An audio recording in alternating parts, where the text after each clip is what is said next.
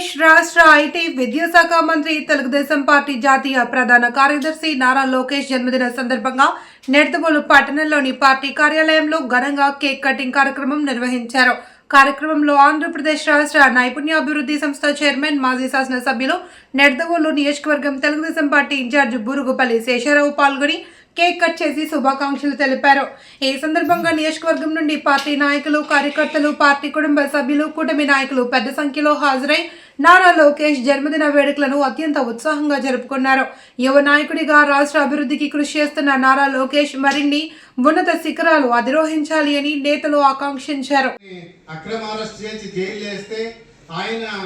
Kuppam to Srikakulam 4,000 కిలోమీటర్లు పాదయాత్ర పెట్టుకుని మన ఈస్ట్ గోదావరిలో ఉండగా ఆయన్ని అరెస్ట్ చేయడం జరిగింది. దాంట్లో ఆ పాదయాత్ర అక్కడికి ఆఫ్ చేసి ఆయన చేసినటువంటి చాకచక్యంగా ఇక్కడ రాష్ట్రంలో కానీ అక్కడ కేంద్రంలో కానీ పెద్దలను కలిసి నిర్దోషి అయినటువంటి తండ్రిని విడిపించడంలో చాకచక్యంగా ఆయన చూపినటువంటి చొరవ, ఆయన చేసినటువంటి రాజనీతి అందరికి కూడా ఈరోజు గుర్తుంటుంది. అలాగే ఆయన ఒక ఉన్నతమైనటువంటి విద్యాభ్యాసం చేసి అలాగే ఒక మూర్ఖుడు చేతిలో తండ్రిని అన్యాయంగా అక్రమ అరెస్టు చేసినటువంటి పరిస్థితిలో ఆయన తీసుకున్నటువంటి చొరవ ఈరోజు మనందరికీ కూడా గుర్తుంటుంది. అలాగే ఆయన శాఖ విద్య, ఐటీ మరియు కమ్యూనికేషన్ శాఖలో కూడా ఎన్నో మార్పులు తీసుకొచ్చి ఈవేళ ఆయన జగనన్న కానుక అనే పెట్టినటువంటి పేరుని ఒక భారత అత్యున్నతమైనటువంటి స్థానంలో ఉన్నటువంటి సర్వేపల్లి రాధాకృష్ణ గారి పేరు మార్చి ఆయన నీతి ఏంటి అనేది ఇవాళ ప్రజలందరికీ కూడా తెలియపరిచినటువంటి పరిస్థితి మన లోకేష్ బాబు గారు. అలాగే ఒక ముఖ్యమంత్రి మనవడగా, ఒక ముఖ్యమంత్రి తనయుడుగా ఆయన రాష్ట్రానికి చేసినటువంటి ఈనాడు చేస్తున్నటువంటి సేవలు కూడా మనందరం కూడా గుర్తెరగవలసినటువంటి పరిస్థితి ఉందని తెలియజేసుకుంటూ, ముఖ్యమంత్రిగా ఉంటే ఏ ఒక్కరు ఆయనకి సహకారంగా ఉన్నారు తప్ప ఎక్కడ ప్రజా వ్యవస్థల్లో ఎవరు భాగస్వాములు కాలేదు,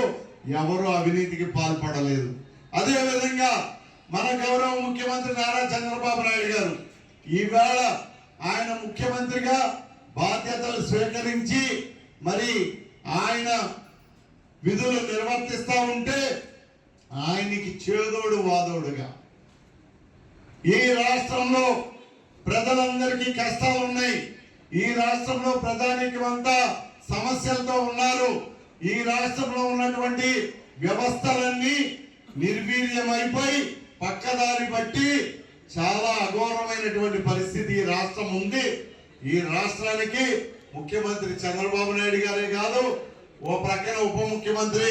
పవన్ కళ్యాణ్ గారే కాదు, నేను కూడా చిన్నవాడినైనా ఈ వ్యవస్థలన్నిటినీ సంస్కరించి చక్కగా పాలన ప్రజలకి చేరువయ్యేటటువంటి విధంగా నాకున్నటువంటి యువ శక్తితోటి, యువగళం అండతోటి మరి ఈ రాష్ట్రానికి నేను కూడా చిన్నవాడినైనా ఒక పెద్ద దిక్కుగా ఉండాలి అనేటటువంటి సత్సంకల్పం కలిగినటువంటి నారా లోకేష్ గారు నిండు నూరేళ్లు భవిష్యత్తులో మరిన్ని ఉన్నత శిఖరాలు అధిరోహించి ఆయన చక్కగా మళ్ళీ ఈ తెలుగుదేశం పార్టీని, ఈ తెలుగువాడి వాణిని మరి నందమూరి తారక రామారావు గారు ఆత్మాభిమానం కోసం పనిచేస్తే నారా చంద్రబాబు నాయుడు గారు ప్రపంచ వ్యాప్తిగా ఆయన మన ఆంధ్ర ప్రదేశ్ వాళ్ళు కానీ ప్రతి తెలుగువాడి యొక్క వాణిని చాటి చెప్పినట్టుగా మన యువనేత నారా లోకేష్ గారు కూడా భవిష్యత్ తరాల ఆశాజ్యోతిగా మన పార్టీకి, మన రాష్ట్రానికి, ప్రతి తెలుగువాడికి గౌరవం తేవడానికి ఆయన నాయకత్వం,